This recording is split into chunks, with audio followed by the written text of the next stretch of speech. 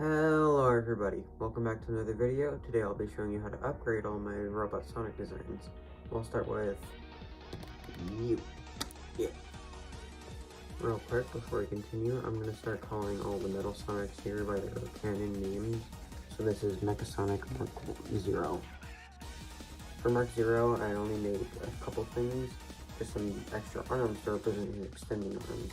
In my original video, I never showed how to make them, since I actually didn't have them by then. So to make his extended arm, you simply take these three pieces and build this.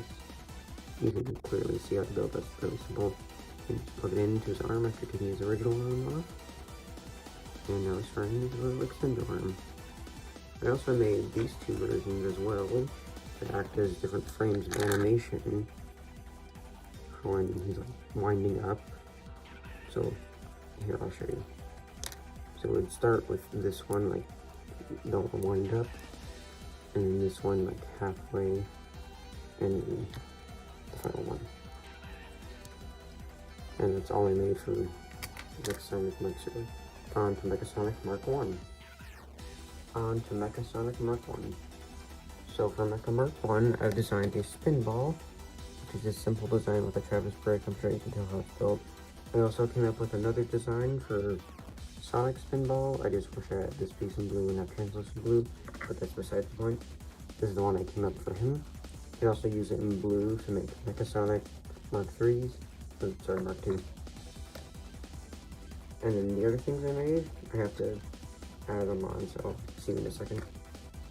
Now this is a very simple modification. You just add flying pieces on the bottom to represent him flying in like he does at the beginning of his boss fight.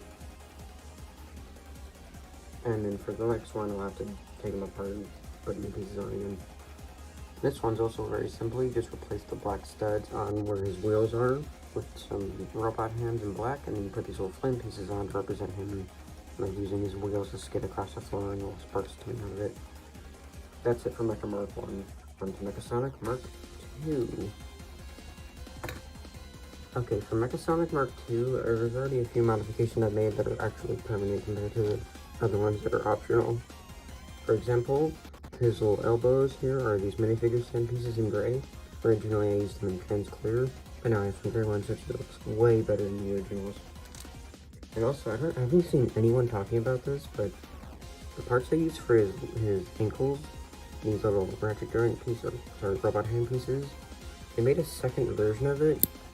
It's really hard to take off, like I said I was using. Slightly different from the original. You can see here how they're different. This new one is actually like a much stronger connection, which works better for Mechasonic as it makes him less prone to falling down.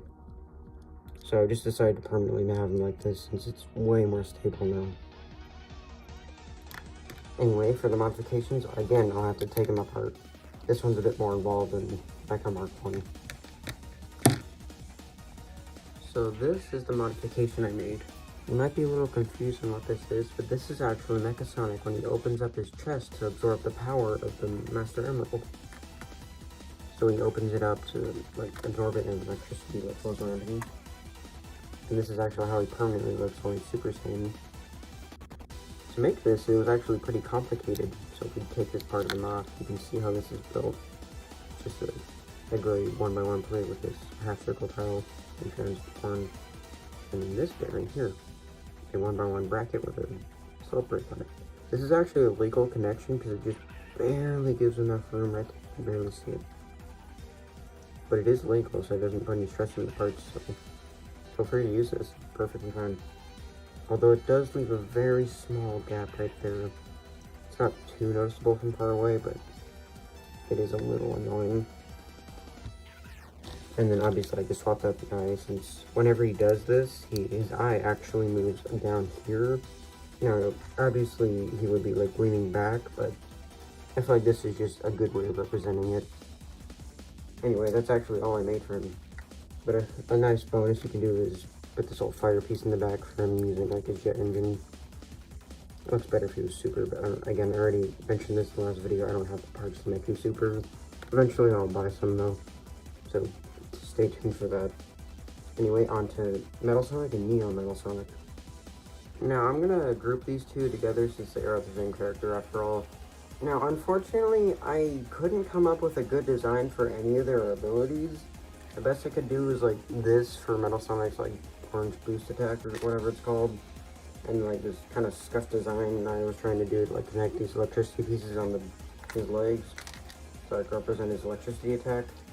So I'm just gonna scrap those and instead you can put this red fire piece on the back of Neo and or a blue spin ball for Metal Sonic. I'll eventually maybe do a part 2 to this to make them the rest of their abilities. Like for example, I have 2 of these, so I thought that maybe I could do something to make like a black shield. So I'll probably do some more experimenting with that later. But yeah, this is the best I can do. And on to the outro. Well everyone, I hope you enjoyed the video. I enjoyed making these little upgrades for my minifigures and stuff.